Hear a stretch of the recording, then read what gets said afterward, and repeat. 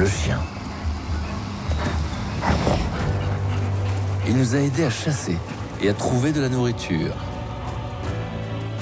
Il nous a aidés à voyager et à transporter nos biens, à garder notre bétail, à nous protéger de nos ennemis, à nous sauver du froid et de la noyade, à nous guider dans les zones extrêmes.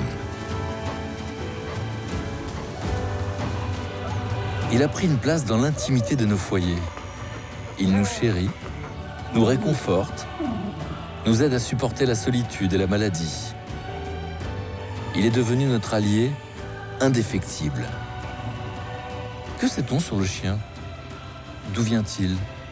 Comment s'est-il fait une place si importante auprès de nous? Aujourd'hui, la science nous permet de mieux comprendre nos liens avec cette espèce que nous croyons connaître. Et ce qu'elle découvre est stupéfiant. Sans le chien, l'humanité ne serait pas ce qu'elle est aujourd'hui.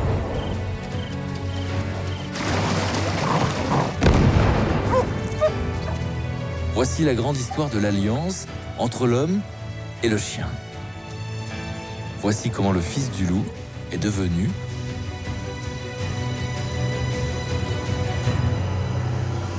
le plus bel ami de l'homme.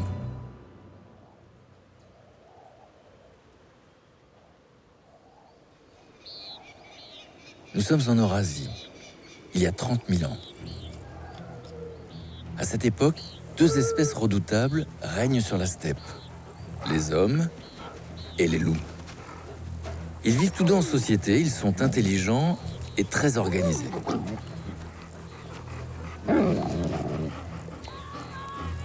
D'ailleurs, ils se connaissent bien. Ils sont les chasseurs les plus puissants de la planète.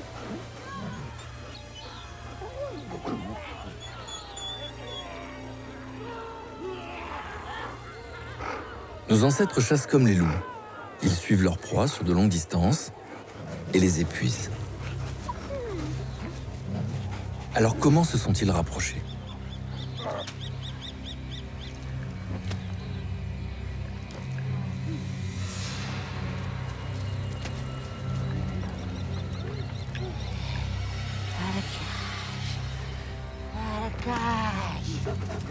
Ils ont l'appétit pour le même gibier. Les loups n'attaquent pas les hommes, mais ils sont prêts à leur voler leur proie.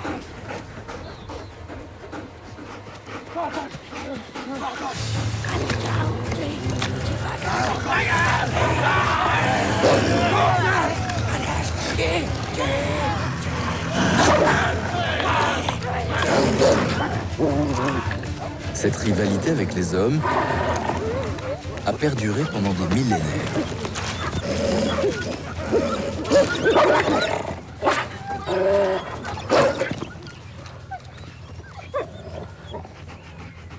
Jusqu'au jour où un loup a modifié son comportement.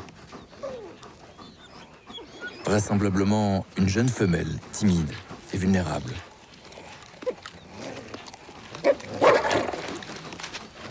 Une jeune louve qui n'arrivait pas à se faire une place dans sa meute.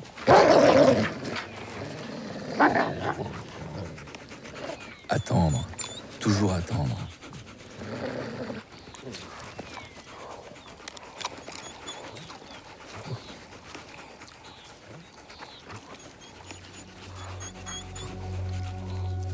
Un jour, cette jeune louve a quitté la meute pour se rapprocher des humains.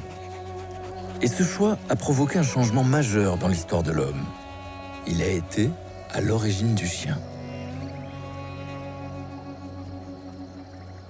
On a cru pendant longtemps que l'homme avait apprivoisé le loup en recueillant et en élevant ses petits. La réalité, telle qu'elle nous apparaît aujourd'hui, est tout autre. C'est le loup qui a apprivoisé l'homme.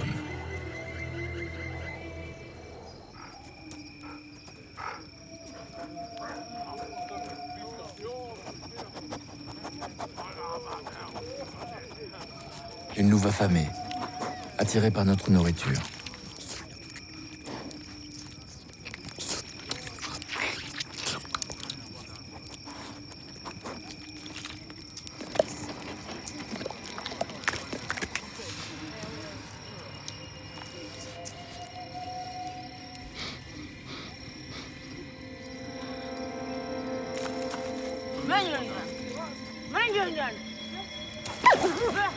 Pour l'homme, le loup est un rival dangereux et astucieux.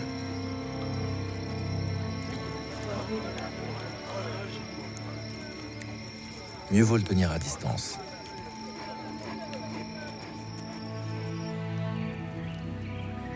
Mais c'est sans compter sur son redoutable pouvoir de séduction.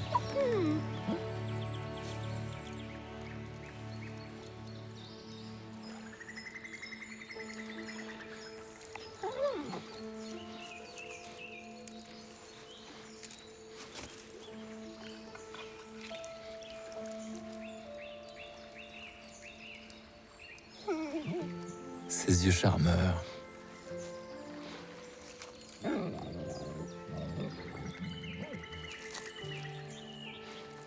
Ses gémissements si attendrissants.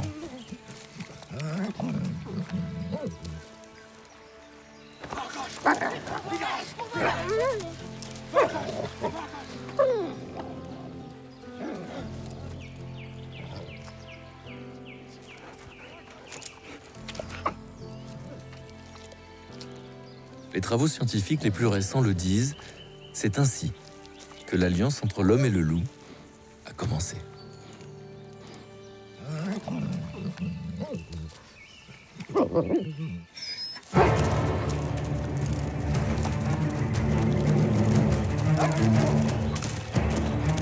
La louve a senti le danger avant tout le monde.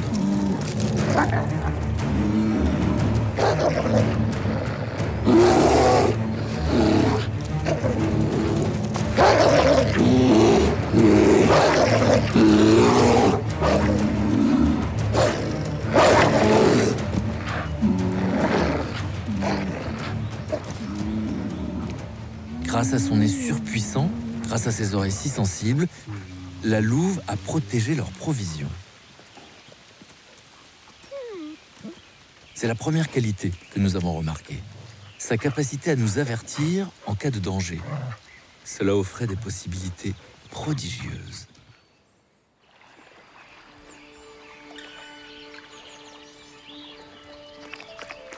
C'est ainsi que le loup s'est petit à petit métamorphosé. Il a vécu à nos côtés et nous a protégés des dangers.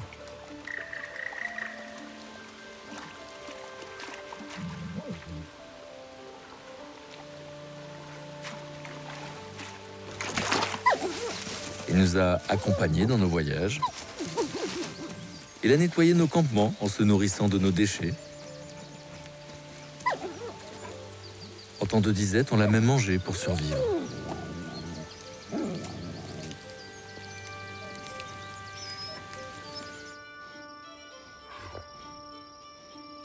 Il nous a chauffés pendant les nuits froides.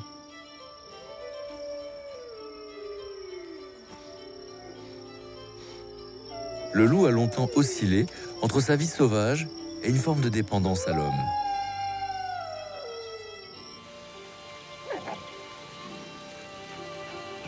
Cette affaire ne s'est pas faite en un jour.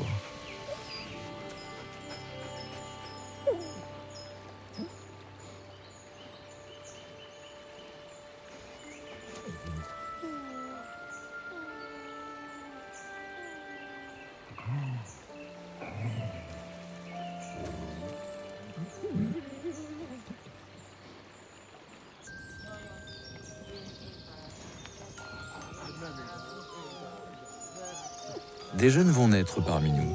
Les plus farouches retourneront à la vie sauvage, mais les plus dociles resteront près de nous et donneront naissance à d'autres encore plus dociles, et ainsi de suite.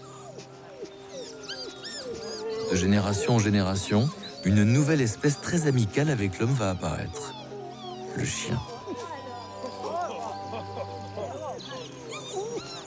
La belle découverte va séduire les voyageurs de passage, et les chiens vont se répandre parmi nous.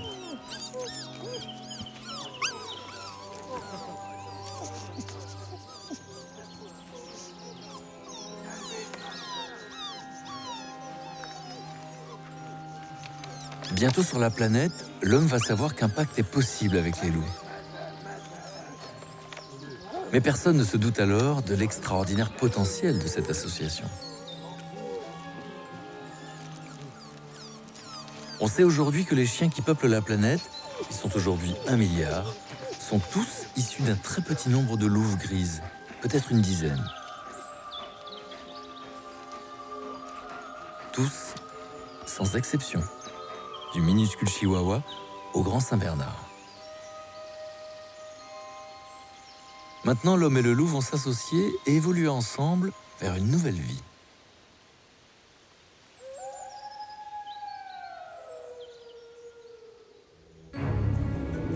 Nous sommes il y a 20 000 ans. Les loups peuplent tout l'hémisphère nord quand les premiers chiens apparaissent. En Europe, un chien primitif voit le jour.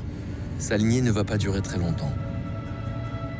En Asie centrale, les premiers chiens vont naître. Ils ressemblent encore beaucoup à des loups. Au contact de l'homme, les poils s'éclaircissent. Les oreilles et la queue changent de forme. En descendant vers le sud, les chiens ont des poils plus courts pour mieux supporter la chaleur. Alors qu'ils arrivent en Europe, ces races asiatiques remplacent peu à peu les chiens primitifs européens.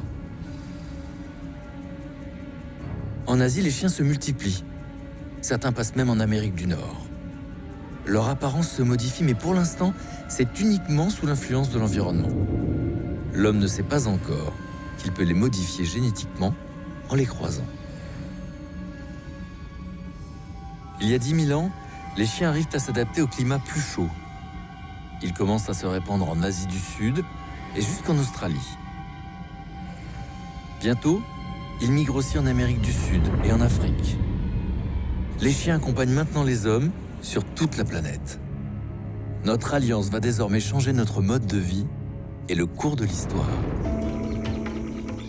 Grâce aux chiens, nos ancêtres chasseurs-cueilleurs vont devenir agriculteurs. Nous sommes au Karnataka, une région reculée de l'Inde où l'on cultive à longueur d'année du riz, des cacahuètes et des bananes. Ici se joue encore aujourd'hui cette histoire qui a été autrefois déterminante pour nous les hommes. Dans ces villages, les chiens parias, une forme antique du chien, vivent à côté des hommes sans pour autant faire partie de leur famille. Ils se nourrissent de leurs poubelles.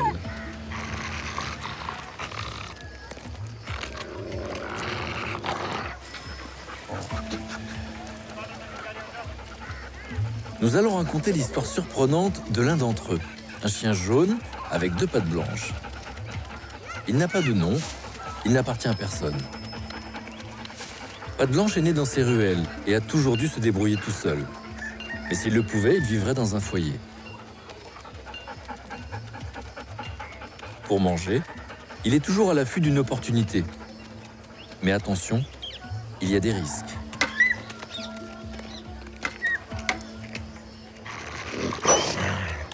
Ici, c'est la loi du plus fort.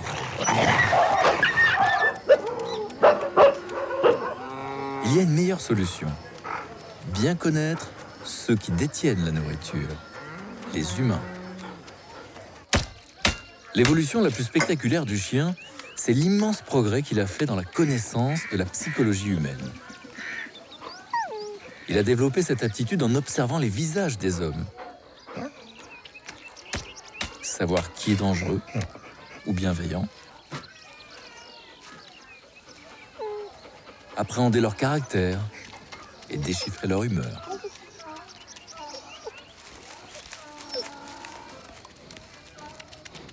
Il suffit de bien connaître chaque villageois et on s'en sort.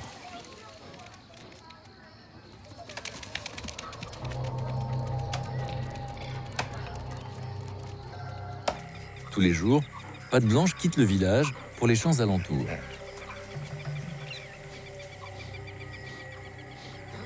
Il y a bien longtemps qu'il a repéré chez ces paysans un comportement singulier.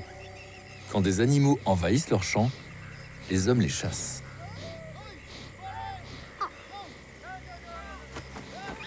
Patte Blanche cherche quelque chose.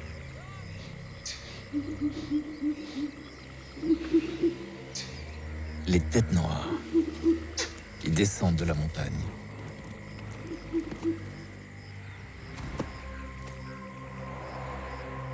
Dans cette région qui ne vit que de l'agriculture, Les singes sont aujourd'hui de plus en plus nombreux. Ils vivent en bandes de 30 à 40. Ils se déplacent rapidement et, tels des commandos, effectuent des razzias sur les plantations. Bananeraies, rizières, noix de coco. Ils font le malheur des milliers de paysans qui ont le plus grand mal à les repousser.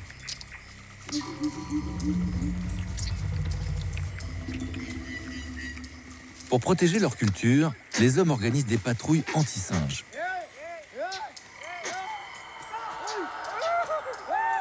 Mais les têtes noires sont rusées.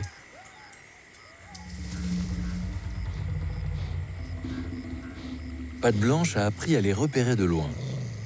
Et quand il réussit à traquer une bande, son instinct de prédateur se met en route.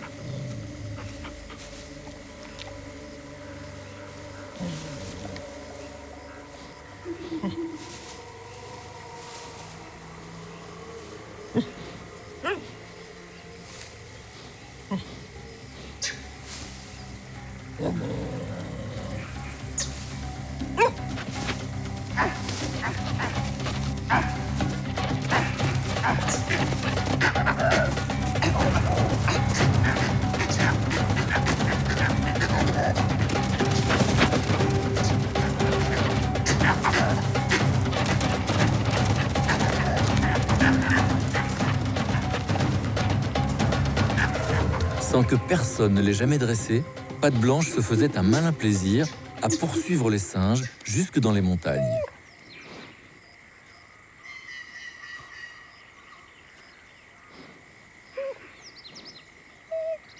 Jusqu'à ce jour où un paysan aperçut le chien jaune.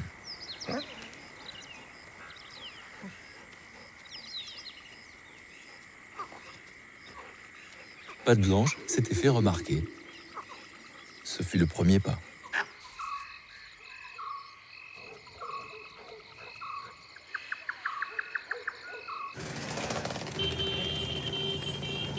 Tous les soirs, Patte Blanche rentre se réfugier au village. La nuit, des panthères mangeuses de chiens rôdent dans les campagnes.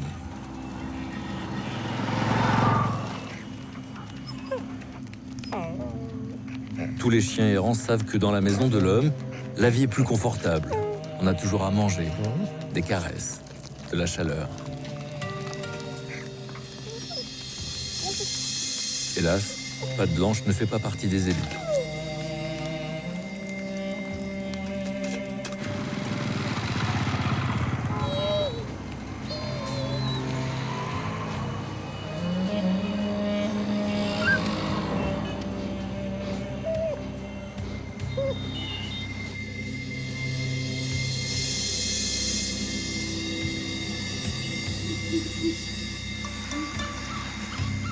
Ce matin, 3 bandes de têtes noires sont arrivées avant l'aube. Ils étaient plus d'une centaine et se sont attaqués à la grande rizière.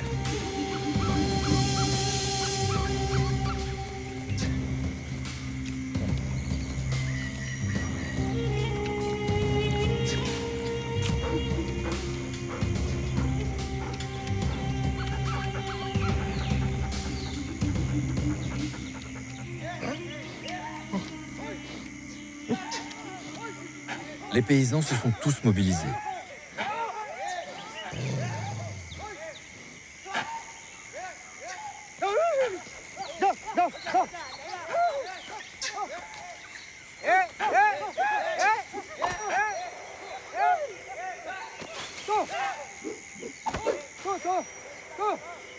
Mais l'attaque des singes était trop visible, trop évidente. Il y avait quelque chose qui clochait. Les paysans se concentraient sur les cocotiers sans se rendre compte que dans leur dos, une autre bande était en train de piller la bananeraie.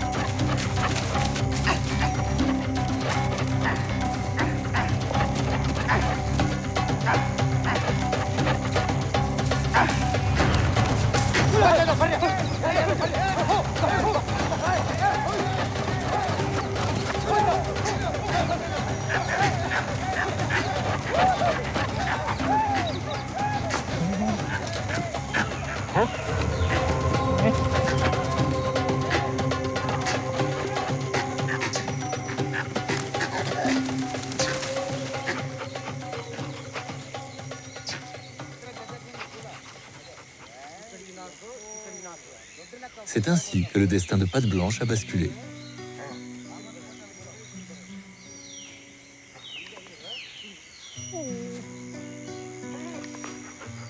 Patte Blanche a trouvé un foyer et on lui a donné un nom. Il s'appellera Ramu. Il sera nourri tous les jours et il portera aussi un collier. Plus de confort et moins d'indépendance.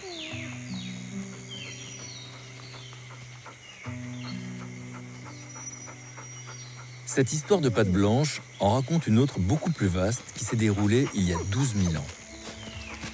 Au moment où nous avons cultivé les premiers champs de céréales, les chiens nous ont permis de protéger nos récoltes. Ils ont éloigné tous les animaux sauvages qui en voulaient à notre blé, à notre riz, à notre orge. Quelques singes, mais surtout beaucoup d'herbivores. Des cervidés, des ovins, des bovins. Notre ami nous a aidés à remplir nos greniers pour l'hiver et ça a changé notre vie.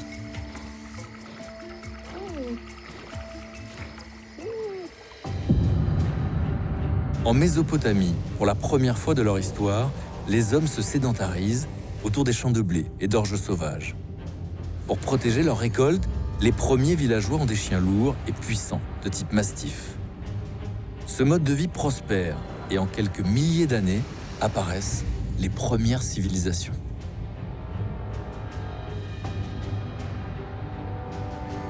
Il y a 5000 ans, elles voient le jour en Égypte, autour de l'orge et du blé, et avec les ancêtres du chien des pharaons.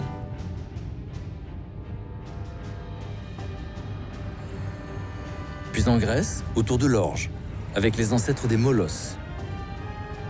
Une vigilance à toute épreuve et une force physique capable de combattre tous les pillards.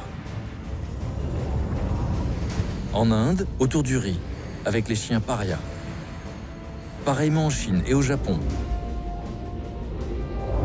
En Amérique centrale, les Mayas, autour du maïs avec les ancêtres des chiens cholos. En Italie, l'Empire romain se développe autour du blé avec les ancêtres des mastifs. L'homme comprend alors son pouvoir. Il croise les chiens et crée les premières races, comme le bichon maltais. Ce petit chien se spécialise dans le combat contre les rongeurs dans les ports de la Méditerranée. Il va aussi conquérir le cœur des hommes. Il devient le chien favori de Claudius, l'empereur romain. Les chiens nous ont aidés à faire naître nos civilisations. Mais qui aurait imaginé le nouveau tournant pris par notre alliance ?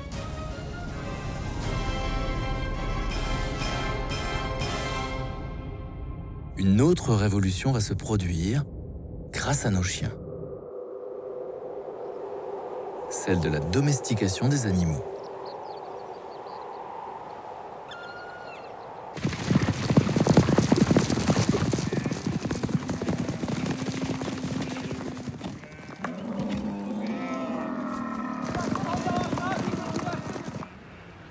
Pendant plus de 20 000 ans, le chien a chassé tous les animaux sauvages. Il les a éloignés de nous, et puis soudain, l'homme a eu l'idée de garder quelques chèvres vivantes à ses côtés. Il est devenu berger et s'est servi des chiens pour garder son bétail. Des prédateurs qui protègent leur proie, comment cela est-il possible ? Comment les descendants du loup sont-ils devenus les gardiens des animaux qu'ils étaient censés attaquer et manger ?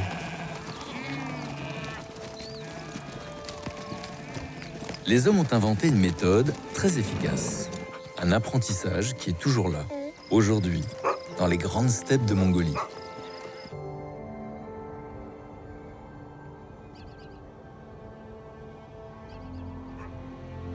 Voici l'histoire d'un chien mongol.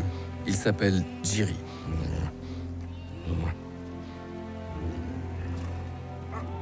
Jiri règne aujourd'hui en maître sur un vaste troupeau qu'il protège contre les attaques des loups. Sa puissance et sa loyauté font de lui un berger accompli. Il a déjà tué plus de 10 loups. Sa réputation de protecteur s'étend au-delà des montagnes, mais cela n'a pas toujours été le cas. Jiri est devenu berger il y a 10 ans.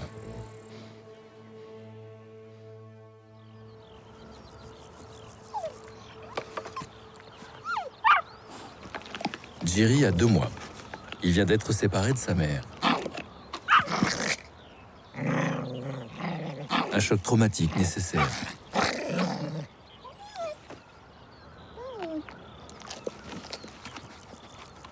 Ses instincts lui disent de défendre son repas.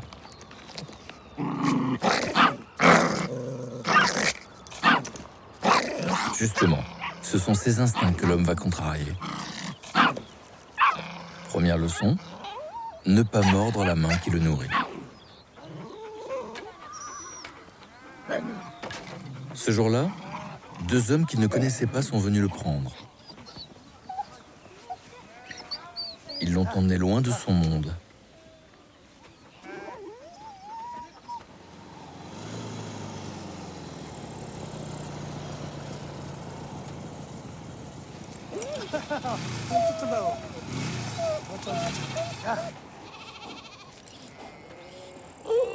Où sont ses frères et sœurs?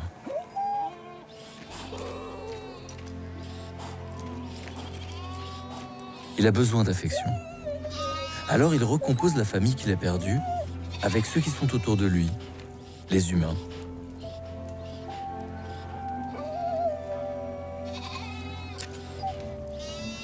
Maintenant, le plus difficile, ses proies naturelles. Des agneaux de lait.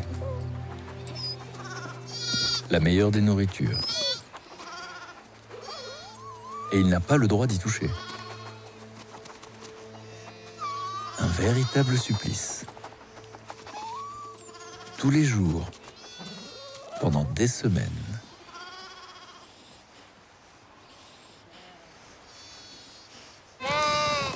Avec les adultes, c'est une autre histoire. Le bouc noir sait très bien à qui il a affaire. Un jeune prédateur. Et il ne veut pas de lui dans les parages.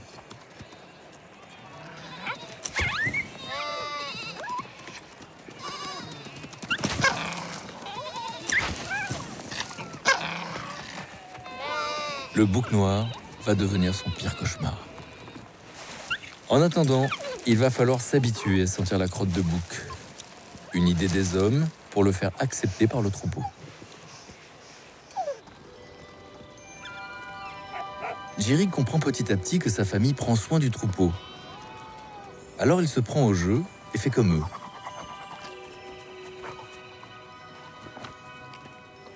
Quand il y a une attaque de loup, les hommes sont mécontents.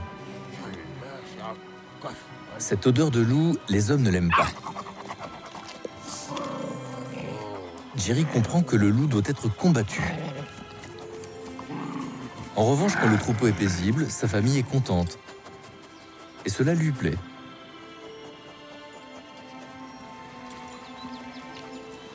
Ce que veut Jiri, c'est faire plaisir à sa famille humaine et recevoir de l'affection en retour.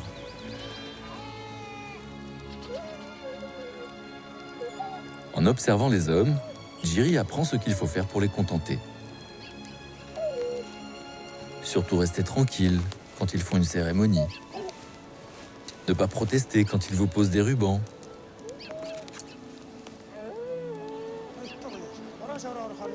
Les hommes peuvent inventer ce qu'ils veulent. Du moment qu'ils reçoivent de l'affection, Jiri est content.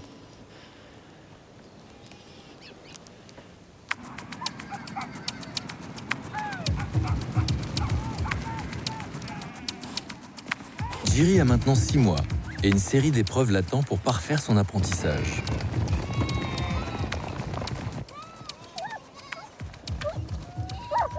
Sa nouvelle mission, veiller sur le troupeau quand l'homme dort.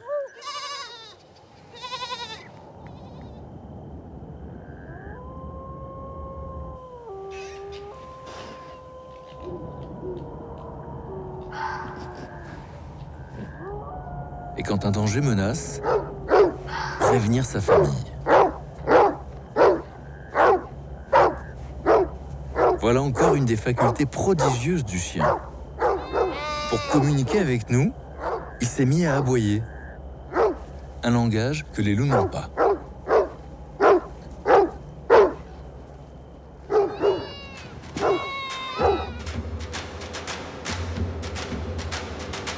Jiri va maintenant apprendre la partie la plus exigeante du métier.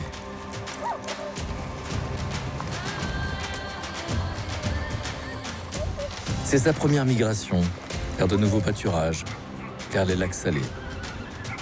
Plus de barrières, plus de protection, juste les grands espaces et des centaines de brebis et de chèvres à protéger. Le bouc noir compris.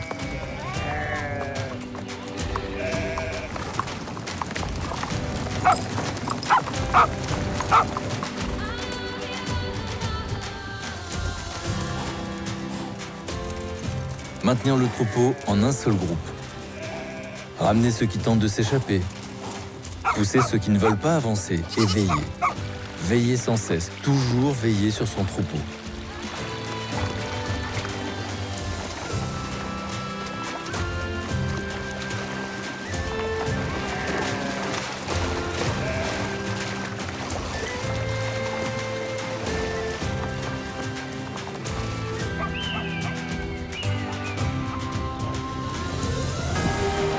En échange de son dévouement, Jiri tient sa récompense.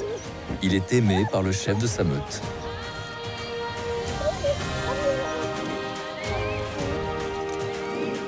C'est le contrat implicite qui lie le berger à son chien. Maintenant, Jiri a leur confiance. Il peut guider le troupeau en l'absence des hommes. Ses instincts de prédation se sont transformés en instincts de protection. Et le troupeau l'a accepté. Même le bouc noir.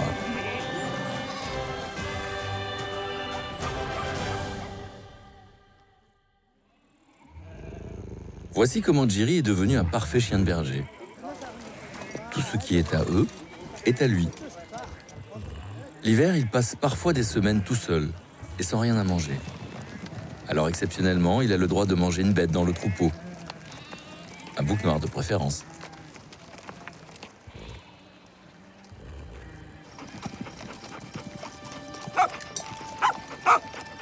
Notre alliance avec le chien a été déterminante pour domestiquer les animaux et les avantages ont été considérables. De la nourriture toujours accessible, de l'engrais pour nos cultures, de la laine et du cuir pour nos habits, des pointes en os pour nos flèches, de la graisse pour nos bougies. Petit à petit, nous avons voulu avoir de nombreux animaux à nos côtés et le chien a accepté de les protéger. Partout sur la planète. Il y a 10 000 ans, les chiens protègent les premières chèvres au Proche-Orient. Puis c'est au tour des moutons, en Perse. Au même moment, en Chine, les cochons sont apprivoisés. Puis viennent les bovins, en Inde et au Moyen-Orient. Les chevaux, en Asie centrale et en Espagne, il y a 6 000 ans. Les lamas au Pérou, il y a 5 000 ans. À chaque fois, des chiens sont les gardiens de ces animaux. Peu avant Jésus-Christ, les Romains créent l'ancêtre du Rottweiler pour accompagner les troupeaux servant au ravitaillement des soldats de l'Empire. Au XIXe siècle apparaissent quelques-unes des races populaires d'aujourd'hui.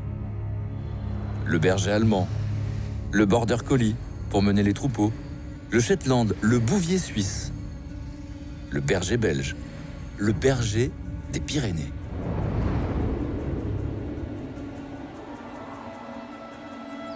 Plus récemment, on trouve même une méthode pour que les chiens soient adoptés par une autre famille que l'homme. Des chiens comme le patou sont élevés avec les agneaux dès leur naissance. À 2 mois, ils sont placés seuls dans un troupeau. Éloigné de l'homme, le chiot choisit alors les brebis comme famille. Les moutons deviennent ses frères et sœurs. Au moment où certains chiens deviennent bergers pour garder les biens de l'homme, d'autres renforcent leur qualité de prédateurs pour l'aider à se nourrir. Mais revenons aux origines. Depuis toujours, l'homme sait que le loup est un chasseur redoutable. Il l'a vu en action. Il s'est même inspiré de ses techniques. Mais l'efficacité du loup ne tient qu'à une chose. sa force collective.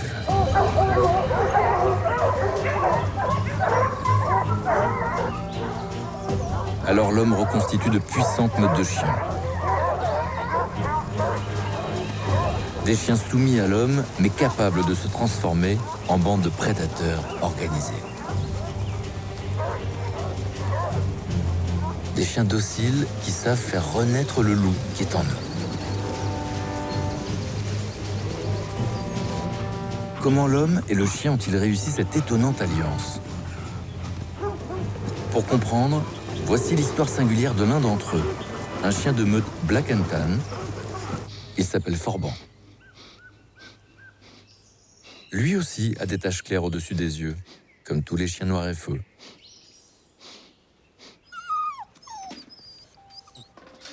À 2 mois, Forban a été placé dans une portée de chiens tricolores. 5 frères et sœurs plus âgés, plus forts, plus lourds que lui. Contrairement aux autres, les chiens de meute restent entre eux toute la vie, comme les loups. L'homme les nourrit, veille sur leur santé, mais il ne cherche surtout pas à les adopter dans la famille humaine. La famille de Forban, c'est la meute. Il doit obéir à la loi de la meute.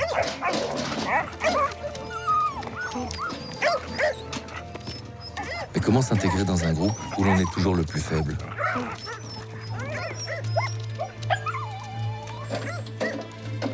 Cette difficulté va déterminer la vie de Forban. Forban a maintenant 2 ans. C'est le moment où il est placé dans la grande meute. Une journée décisive pour lui. Ils sont une centaine et ils vivent ensemble depuis des années. Forban est le nouveau venu. Impossible de passer inaperçu. Ils veulent tous le voir et le sentir. Le moment est périlleux.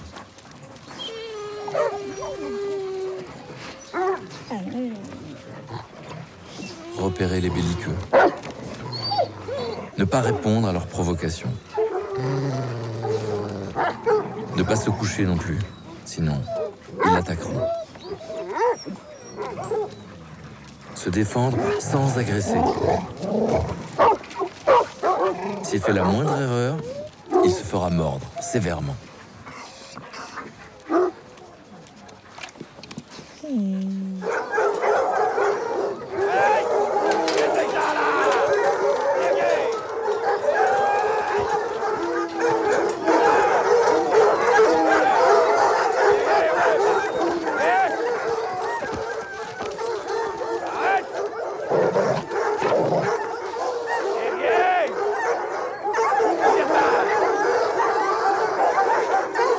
Tout le monde veut être le premier sur la viande.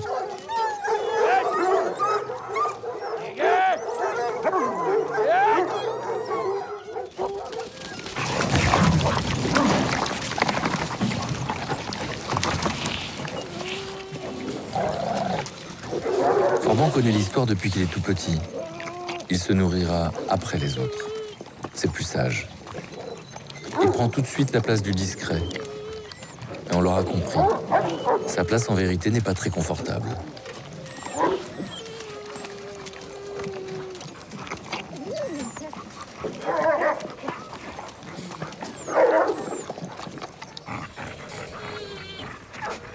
Faille de chasse, l'homme sélectionne son équipe.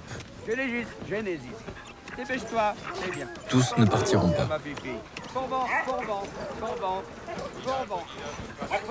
Forban, allez. Forban sent qu'un événement va se produire, mais il n'est jamais sorti du chenil avec les grands.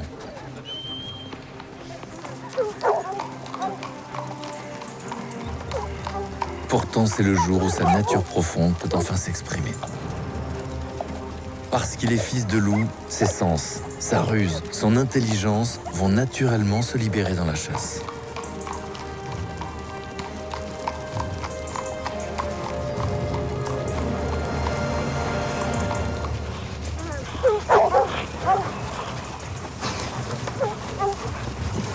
Il sait d'instinct suivre la proie avec son nez. L'odeur que l'animal laisse sur le sol. Pourtant, le sanglier est déjà loin. La meute forme un éventail pour détecter toutes les odeurs.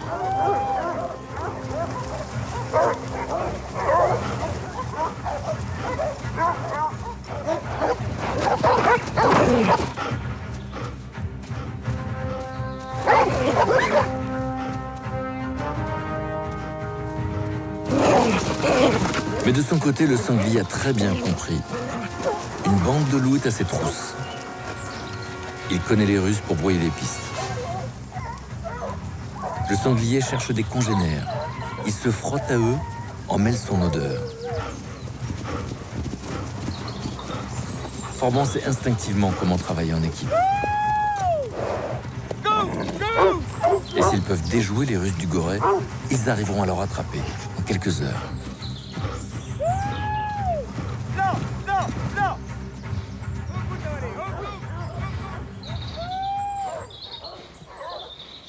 Mais Forban est soumis à une autre force, encore plus puissante.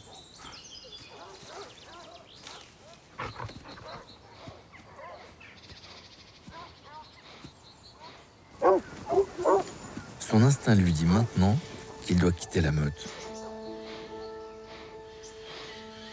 Il doit rester dans la forêt.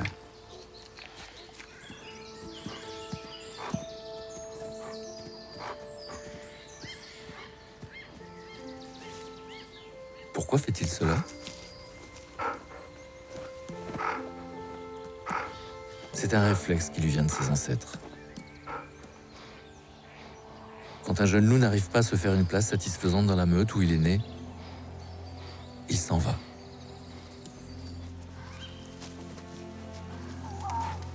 Il cherche une nouvelle meute. Mais où peut-il la trouver?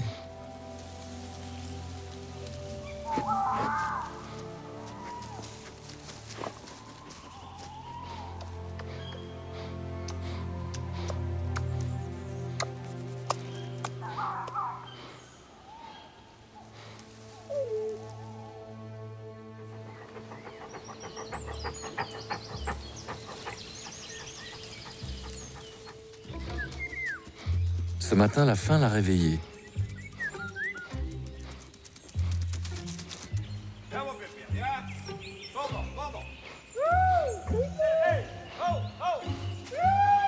Rentrer au chenil? Non. Trouver à manger par soi-même.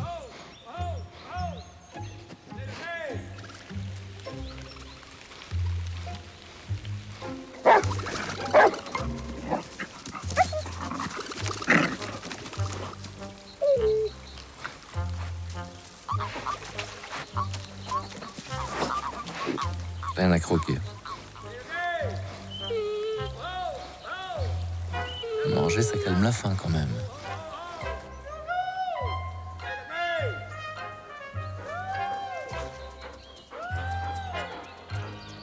Retourner dans la meute.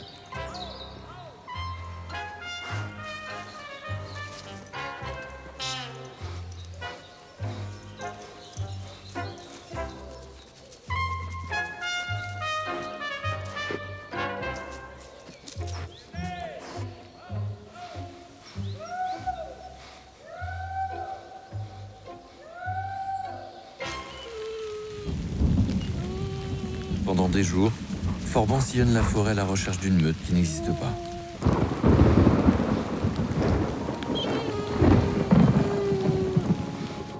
Il parcourt la région à la recherche de nourriture qu'il ne trouve pas.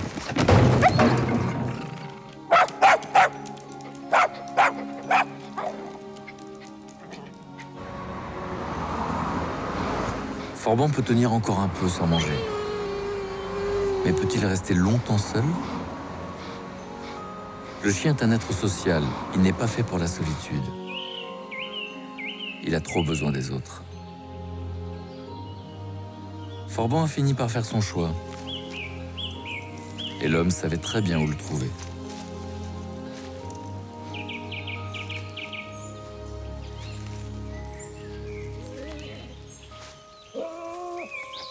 Forban n'est pas le premier. Ceux qui s'en vont finissent toujours par revenir. Viens, mon pépère, viens. Eh bien, t'es revenu. L'histoire de Forban nous permet de comprendre comment l'homme s'est associé au chien pour la chasse. Il a simplement sollicité la part du loup qui est en lui.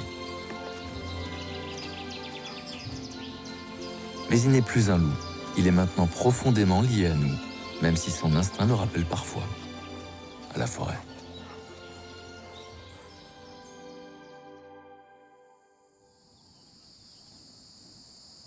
Dans les profondeurs du temps, avant l'invention des armes à feu, la chasse aux chiens courants s'est révélée comme une formidable amélioration dans la capture de toutes sortes de gibier.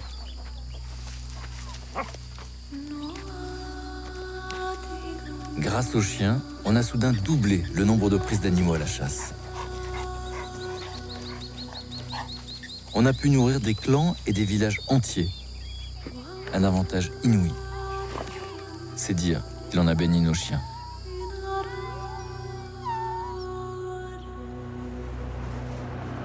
Grâce à eux, nous avons pu survivre aux longs hivers glaciaires.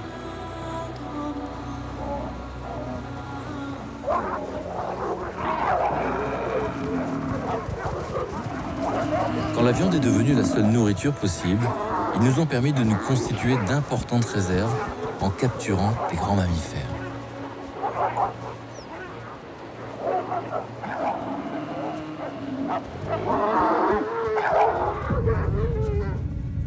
Notre alliance pour la chasse a donné naissance à de nombreuses races de chiens. En les sélectionnant pour leur qualité et en croisant les plus performants, l'homme a créé des spécialistes pour chaque type de proie. Les pêcheurs d'Amérique du Nord inventent le labrador, un excellent nageur qui apprend à rapporter les poissons. Il est devenu un des plus populaires chiens de compagnie. Les mineurs d'Écosse créent le Yorkshire pour chasser les rats dans leurs mines. Grâce à son amour débordant, il s'est aujourd'hui installé sur les canapés des salons bourgeois. Le révérend Russell invente le Jack Russell Terrier, un chien court sur pattes, capable de se glisser dans les terriers de renards. En France, on invente le caniche pour la chasse au canard, très à l'aise dans l'eau grâce à son manteau imperméable. En Allemagne, l'intrépide teckel pour débusquer les blaireaux au fond de leur terrier. Un chien très intelligent, capable de prendre facilement le contrôle de la maison. En Russie, un lévrier surpuissant pour la chasse au loup et à l'ours, le barzoï.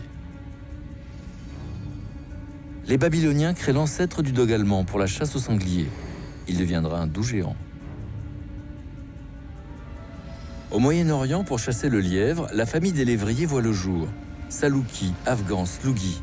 Ils vont devenir les compagnons de chasse des hommes du désert. En Chine, le shosho est créé pour chasser le loup.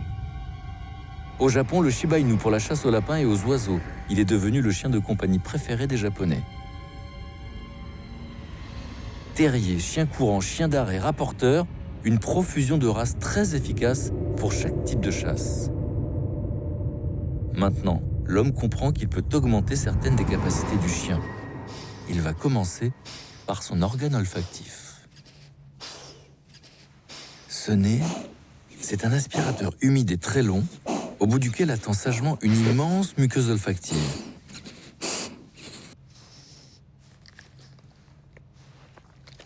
« 300 millions de cellules nerveuses capables d'identifier une infinité de molécules odorantes.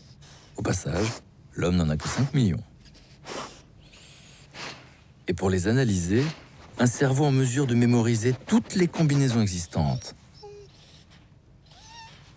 Autant dire que question flair, dès la naissance, le chien est un véritable prodige.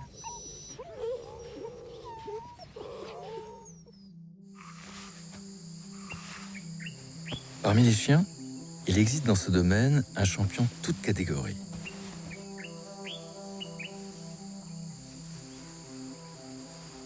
C'est un chien de légende, connu dans le monde entier.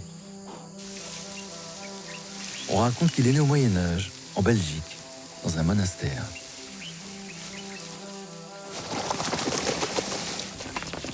Doté d'un nez magistral qui n'a pas son pareil, il est le Sherlock Holmes des chiens. Le Saint-Hubert.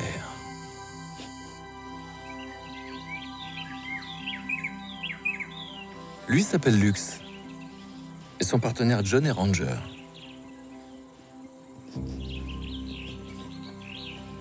Voilà 6 ans qu'ils protègent ensemble la réserve d'Olpejeta, un des sanctuaires sauvages du Kenya.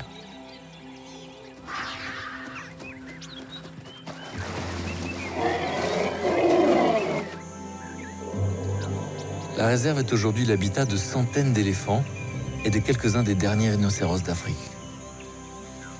Ils ont le malheur de porter une fortune sur leur corps. Des proies faciles pour les braconniers. Les trafiquants ont massacré ici des milliers d'animaux sans se faire prendre. Ils n'hésitent pas à les tuer et découper leurs têtes pour se procurer l'ivoire, si prisé en Chine.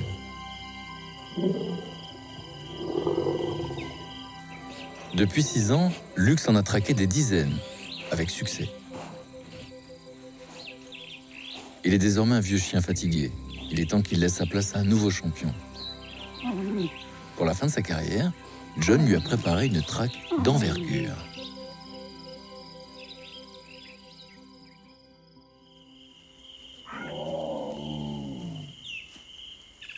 L'opération a été lancée à la tombée de la nuit, le 25 octobre.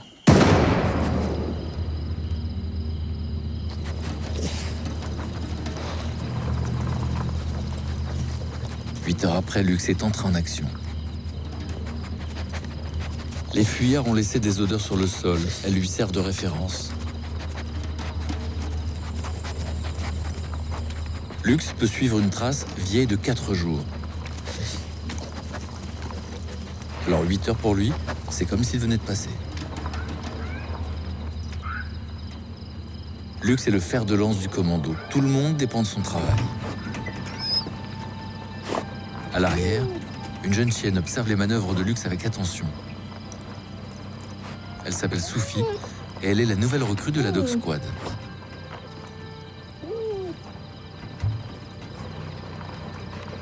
Elle apprend en observant Lux en action. La voilà, la dernière mission de Lux. Former Sophie pour qu'elle prenne sa place.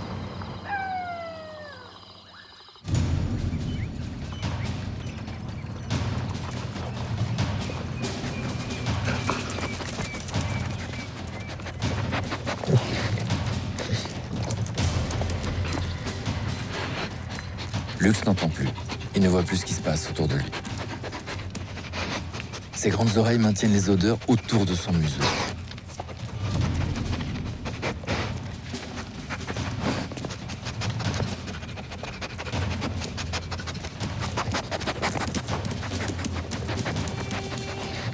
Lux est un acharné. Il peut suivre une trace jusqu'à épuisement. La traque peut durer plusieurs jours. Sophie ne lâche pas une seconde le travail de Lux. L'équipe est aussi accompagnée d'un Malinois, Diego. Il vaut mieux être ami avec celui-là. Diego a été dressé pour l'attaque. En général, c'est lui qui finit le travail. La voie que suit Lux est une ligne pointillée d'une couleur particulière. Mais des lignes, il y en a des milliers. Et de toutes les couleurs.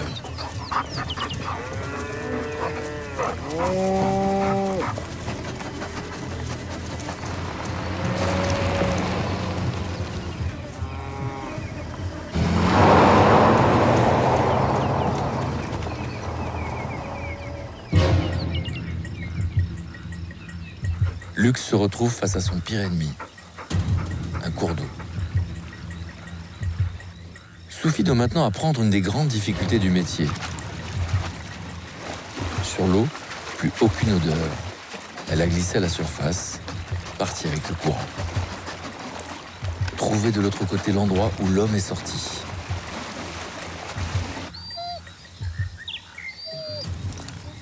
« 60 km parcourus. Sous 40 degrés de chaleur. Lux est à bout de force.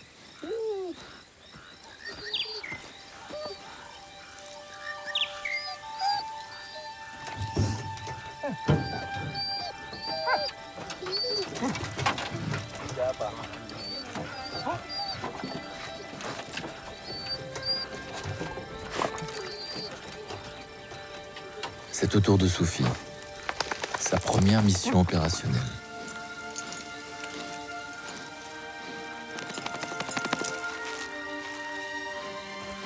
Elle analyse la composition moléculaire de l'odeur et l'enregistre dans sa mémoire.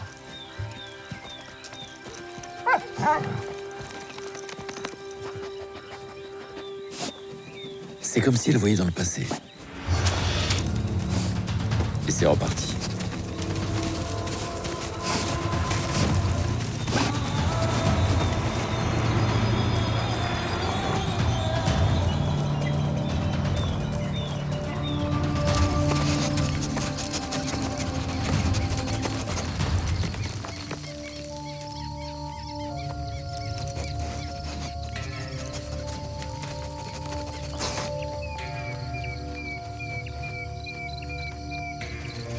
Il est passé ici et a laissé d'autres types de traces. Le sang. Une signature olfactive unique pour chaque individu.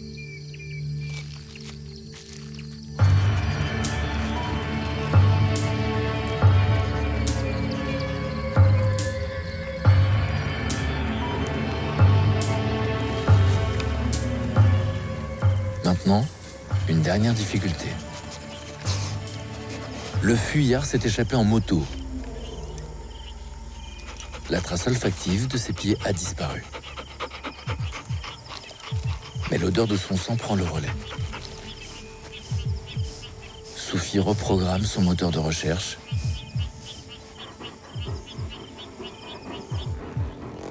Il n'est pas loin.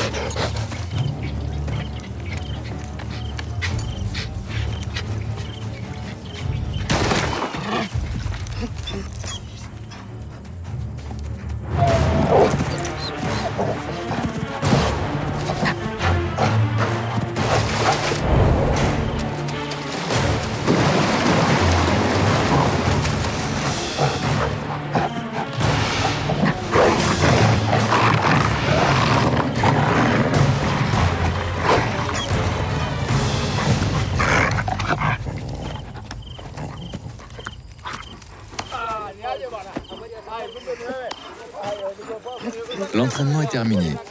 Ça y est, Sophie est prête et le vieux luxe peut être remplacé.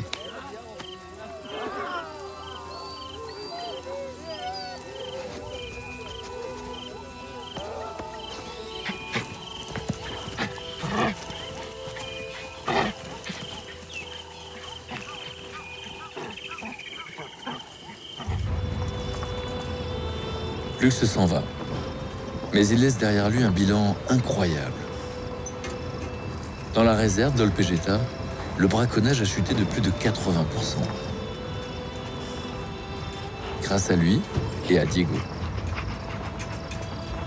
Ces chiens sont si redoutables qu'ils peuvent sauver une espèce de l'extinction.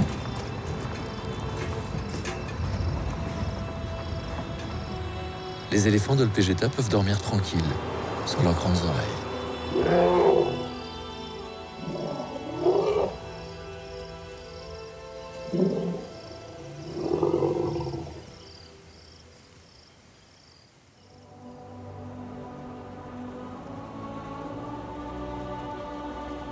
Il y a 10 000 ans, l'homme a compris qu'il pouvait aussi utiliser la force et l'endurance du chien pour se déplacer.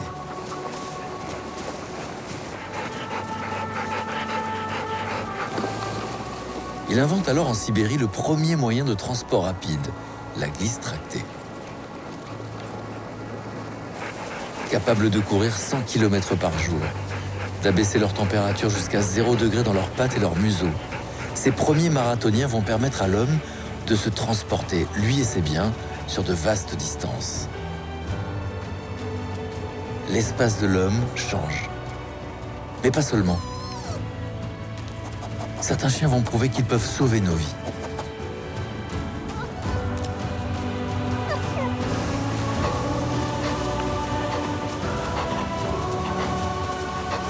Ils sont aujourd'hui formés pour venir à notre secours, dans les montagnes, en mer, ou même dans nos immeubles effondrés par des tremblements de terre.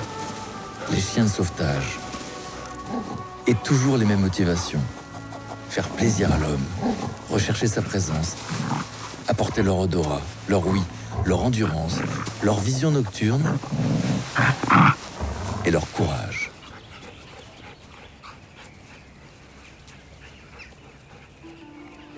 Mais on les a aussi lancés dans des activités qui sont peu à peu sorties de l'univers naturel du chien.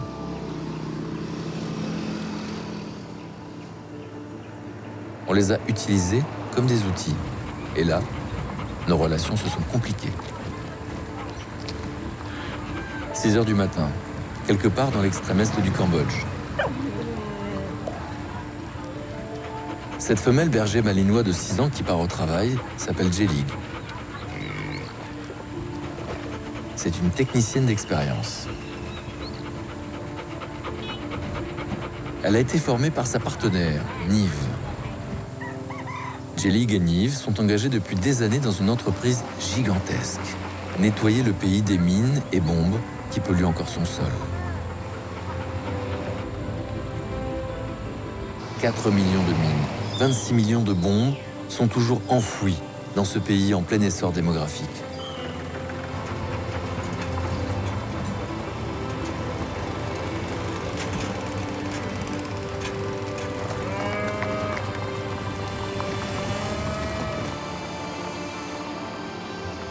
Des milliers de personnes se sont réinstallées dans des zones extrêmement dangereuses.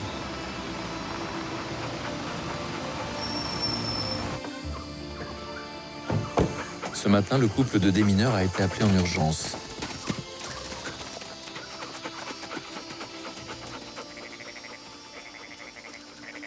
Un paysan a trouvé une sous-munition. Et quand on en trouve une, cela veut dire qu'il y en a d'autres. Jelig sait très bien ce qu'on attend d'elle. Et si elle trouve des bombes, elle aura peut-être une récompense. Peut-être même le droit de jouer.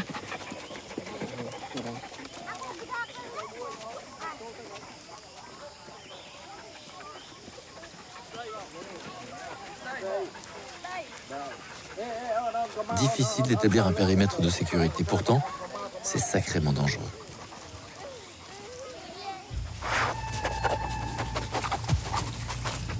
Détecter la plus infime odeur d'explosif.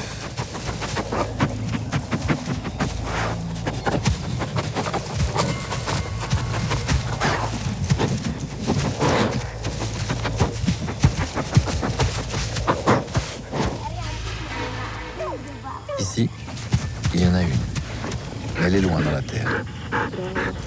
Jelig la repère jusqu'à 6 mètres de profondeur. S'asseoir et ne plus bouger, c'est son signal. Nive comprend.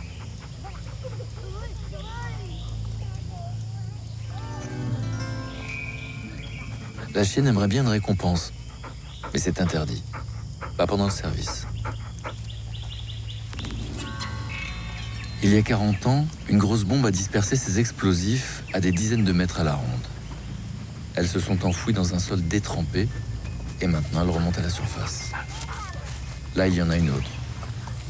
Celle-ci est beaucoup plus proche du sol, attention.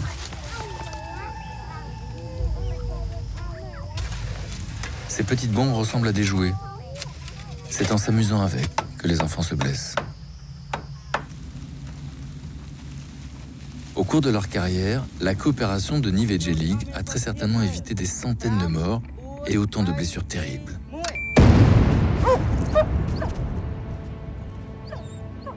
On comprend bien les motivations de Nive, mais quelles sont celles de la chienne? Depuis qu'elle est toute petite, Jelig a passé toutes ses journées à renifler des produits chimiques dans le sol. À l'entraînement, on la récompensait dès qu'elle réussissait. Mais le boulot, c'est différent. Il n'y a plus de récompense. Jelig décroche. Elle ne veut plus travailler. C'est comme un burn-out. Elle n'en peut plus. Nive sait ce que cela veut dire. Si Jelig n'est plus capable de travailler, elle lui sera retirée.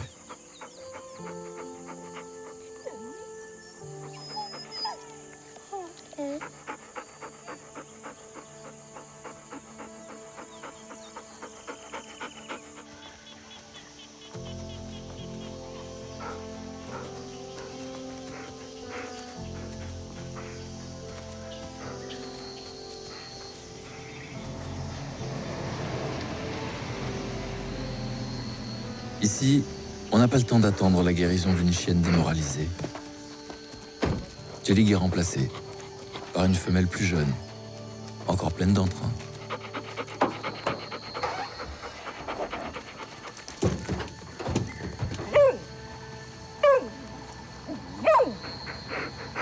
Quand on se sert du chien comme d'une machine, nos relations se dégradent. Quand on ne nourrit pas suffisamment le lien affectif, le chien perd sa raison de vivre.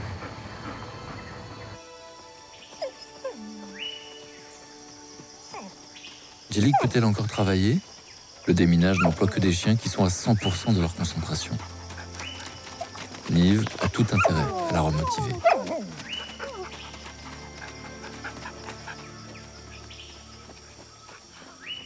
Comment revitaliser l'alliance entre l'homme et le chien? C'est une chose simple et belle. Prendre le temps. Jouer ensemble. Ne rien faire ensemble. Être là, juste à côté, l'un pour l'autre. Nourrir le lien qui nous unit depuis des millénaires. On ne peut concevoir notre alliance sans réciprocité. En revanche, quand le chien comprend l'utilité de sa présence et que le lien affectif est entretenu, il est capable de réaliser des prodiges pour nous. Un de ces prodiges, c'est d'aider à soigner des êtres humains en détresse.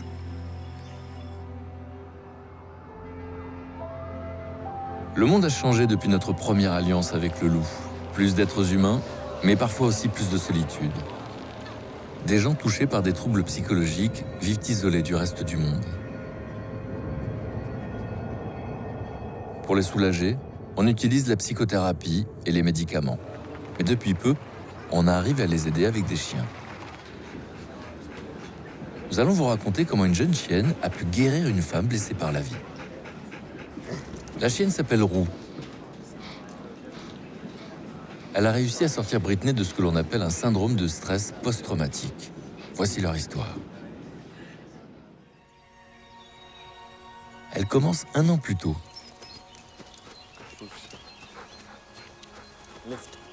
Le début de l'entraînement. Roux a 5 semaines.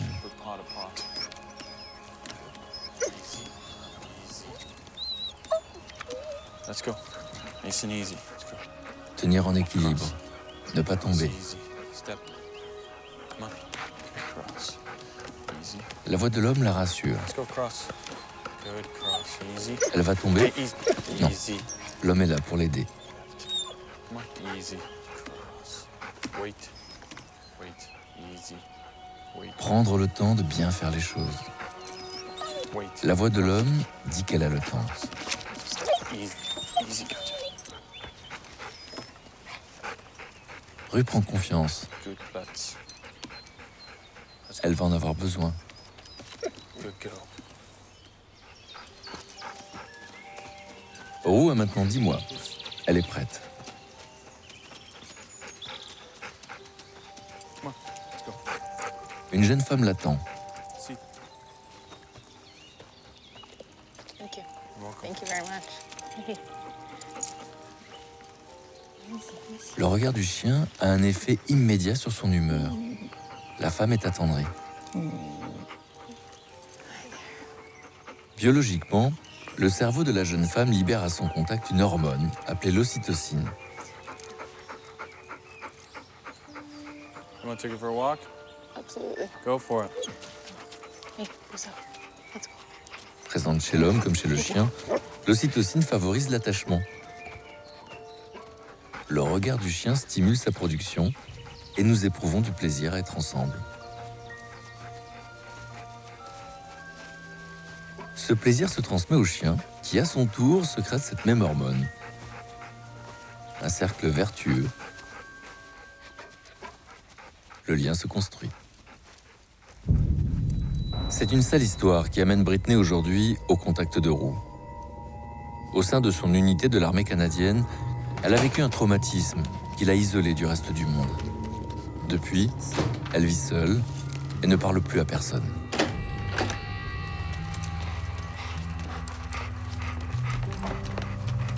Roux ne peut pas connaître ce drame, mais elle est capable de déchiffrer de nombreuses émotions sur le visage de Britney.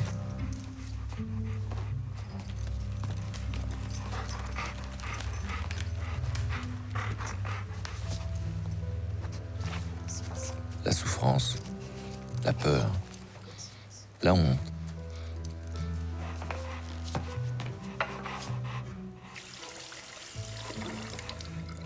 Roux ressent son trouble, tout en restant ce qu'elle est, une chienne prête à manger Good right here.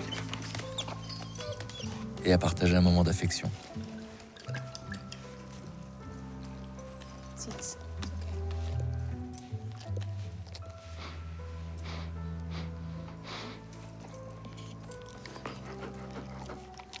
It's okay.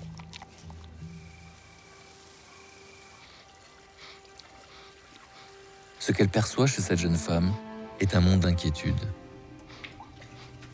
Britney a peur d'être agressée. Alors elle s'enferme à toute heure et cache des armes pour se protéger des autres. Le grand avantage du chien, c'est qu'il ne juge pas. Roux se contente de tout capter.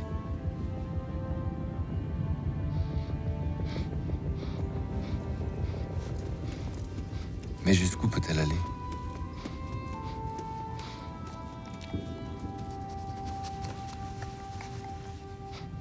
Entend-elle ses cauchemars?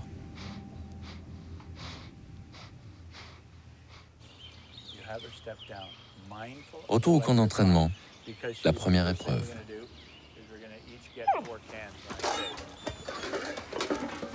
Wait. Roux doit rester en équilibre sur des boîtes de conserve. Elle sait faire, il suffit de rester calme. Wait. Step down. Okay, go ahead. Let's go. Step down. Mais Britney a peur de la faire tomber. Elle stresse. Be back. Drop it off. Good stand. Et son stress se communique à la chienne. There. Easy up. Breathe up. Let's go. Step up.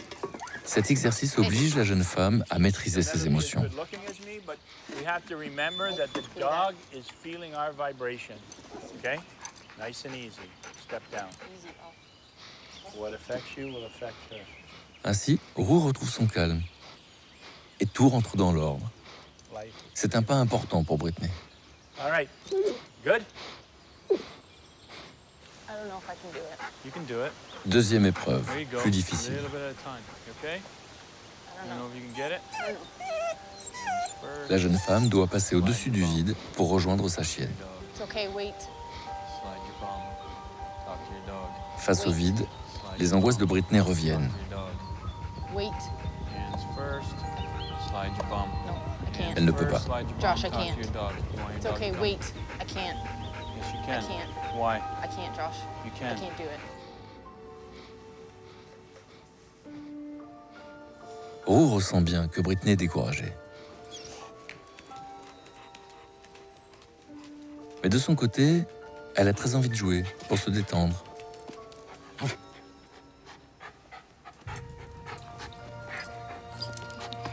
Tous les jours, Roux a besoin de jouer, d'être nourrie, sortie, cajolée.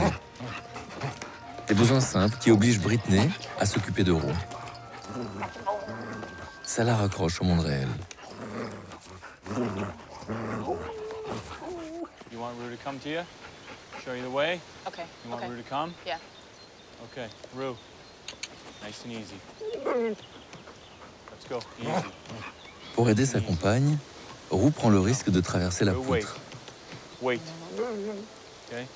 Keep moving. Here, push. Keep talking. I'm here. Push. Moving. Breathe that. Keep Hey, moving. easy, easy, Talk to your dog. easy. Good. Roux lui montre le chemin. Keep moving. Keep talking. Elle la prend sous sa Keep responsabilité. Okay, I'm here. Push. Britney peut le faire Push. Wait. There you Now go. wait. avec l'aide Push. du Wait. chien. There you go. Nice work. Good. Wait.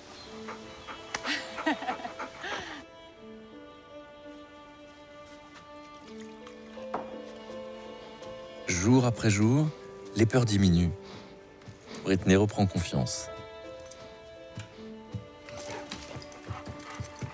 Sa chienne veille sur elle, à l'écoute de toutes ses faiblesses. faisant preuve d'une vigilance permanente. Elle la protège.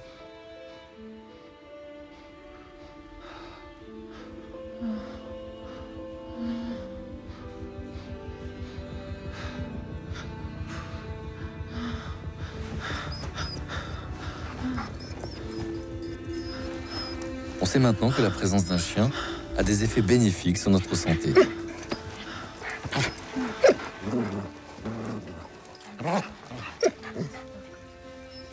Elle abaisse notre rythme cardiaque, diminue notre tension sanguine, améliore notre humeur. Elle nous rassure. La patience infinie du chien y est pour beaucoup. Move, talk to the dog. I manage my leash here for a No, second. that's all right. Take your time. Take your time. Move, talk to the dog. Good? Yep. L'épreuve ultime, Hey, le test de la passerelle, knock it off. le bout du chemin. Your vocals. Cross. Move, talk to Position you're in, you want L'objectif, to more passer de l'autre côté, au-dessus du vide. Watch your leg there, she's on your leg. Nice. Talk to your dog. Put it back. You can actually grab the handle. No, not good enough. Gotta go back. Talk to her. Roux est en danger, mais elle se laisse guider.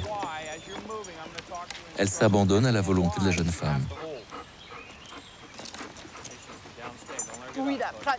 Pour la première fois depuis longtemps, Britney se sent responsable et elle agit. Left cross. Good cross. Wait. Good wait. Cross. Good cross. Push. Good push. Wait. Elle reprend confiance, alors elle peut s'aimer un peu, à nouveau.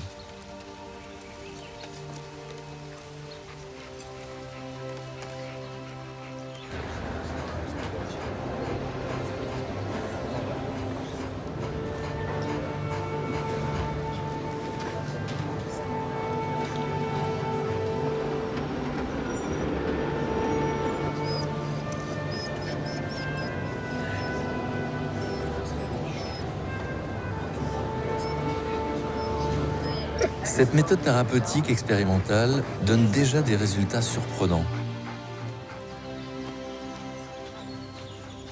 En quelques semaines, Roux a permis à Britney de retrouver une vie sociale presque normale.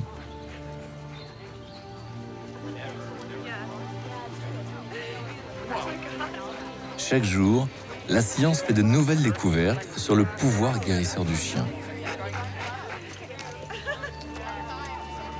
La connexion entre l'homme et le chien est plus profonde que nous l'imaginons. Son pouvoir de compréhension et de réconfort est immense. C'est un compagnon d'une force inouïe.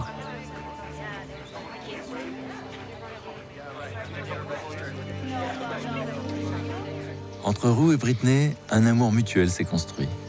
Un lien sur lequel l'avenir peut être envisagé avec douceur.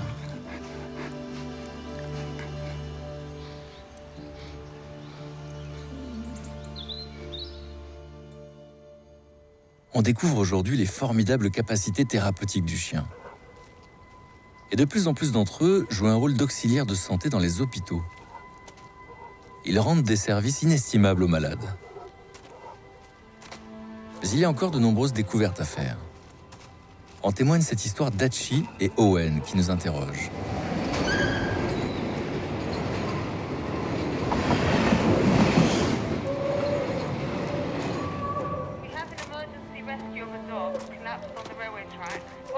Elle a débuté un soir d'hiver dans la banlieue de Londres. Yeah, I can take that.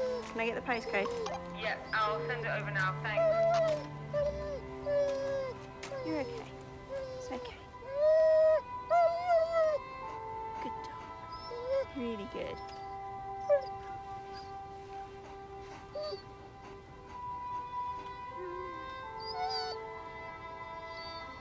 I've located the dog on the train tracks. I'm going to see about getting these trains stopped now.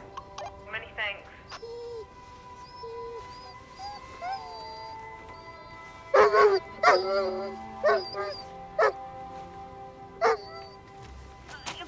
Un chien abandonné sur les rails en pleine nuit. Good dog. Doing Quelqu'un really avait well. voulu le tuer. That's it. Good dog.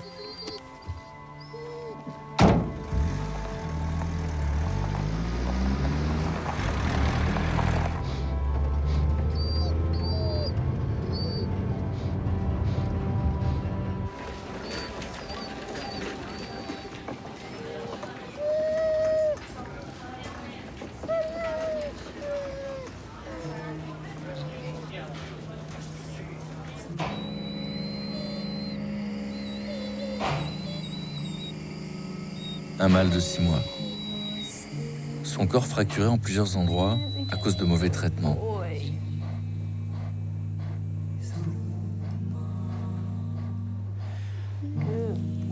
Et une grave blessure due au choc avec le train.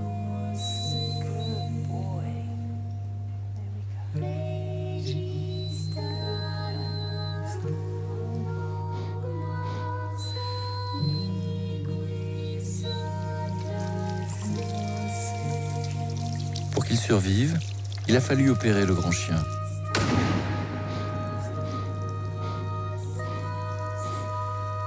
Une association le recueille et lui donne un nom, Hachi.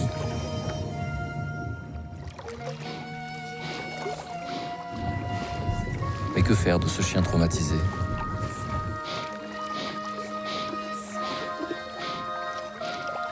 Peut-il encore avoir confiance en l'homme?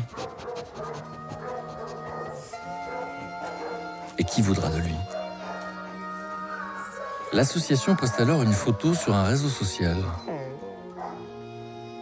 Let's take your pulse first of all. Just checking you're alive. Yeah. You know. Dans le Surrey, un jeune garçon nommé Owen, atteint d'une maladie rare, doit faire face à une nouvelle épreuve. Just like a sort of firm but gentle push to there. The pain is down here. Yeah. Une poussée de croissance vient de modifier les traits de son visage. Yes, as he always is. À l'école, les autres enfants se moquent de lui. Right. Okay. Love ya.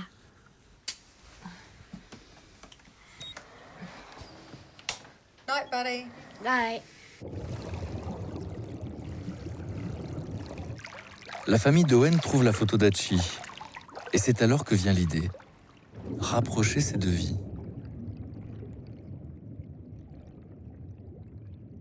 C'est risqué. Hachi est 2 fois plus lourd qu'Owen. Et il a été martyrisé par l'homme.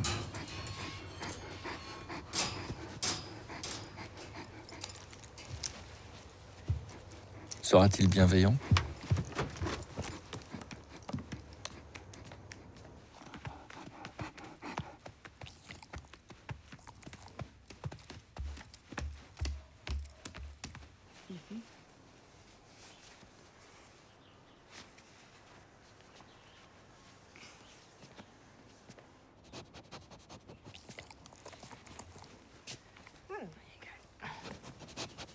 Hachi ressent tout de suite la fragilité de l'enfant.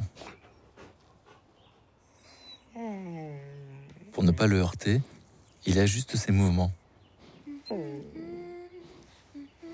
Et merveilleusement, il accepte tout de suite d'être l'ami du petit garçon.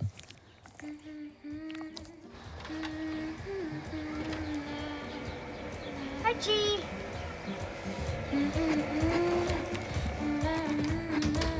Avec Hachi, Owen va retrouver sa gaieté.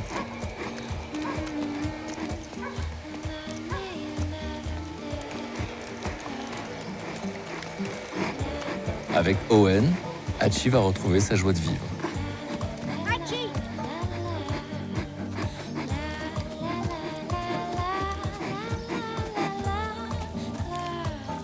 Hachi.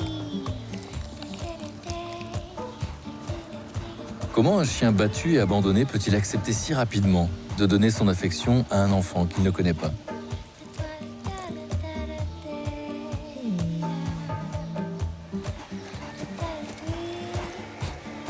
Cette histoire d'Hachi et Owen nous apprend une vérité troublante. Même maltraité par l'homme, le chien continue à nous faire confiance, à nous chérir et à se réjouir du moindre signe d'affection.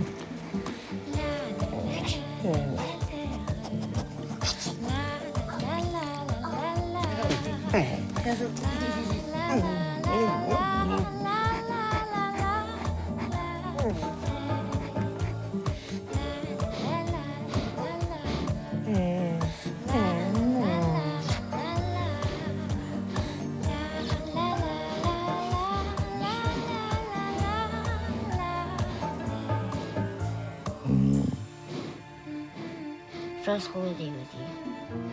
It's been amazing. And it won't be the same without you. I love you, buddy. You're the best.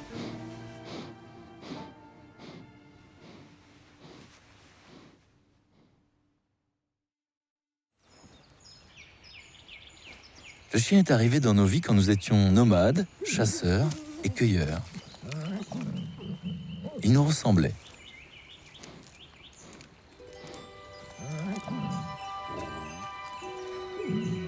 Il nous a séduits et on lui a fait une place à nos côtés.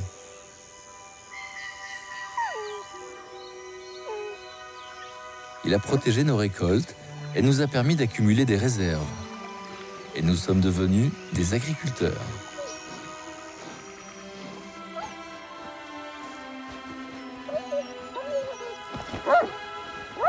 Il a accepté de protéger d'autres animaux pour nous.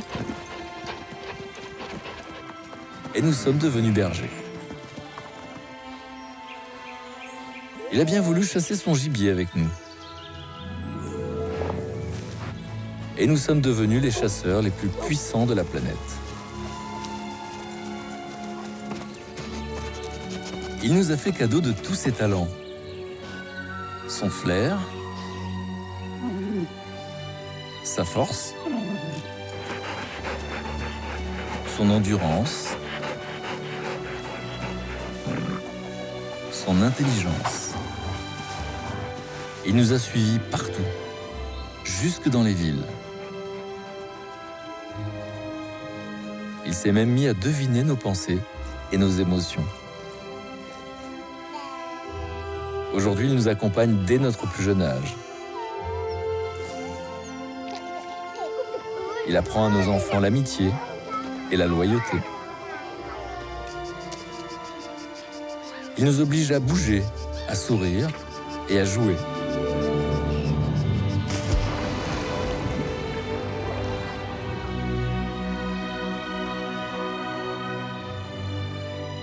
Fidèle dans les bons comme dans les mauvais moments. Il nous suit dans notre âge d'or et nous console de la solitude et de la vieillesse.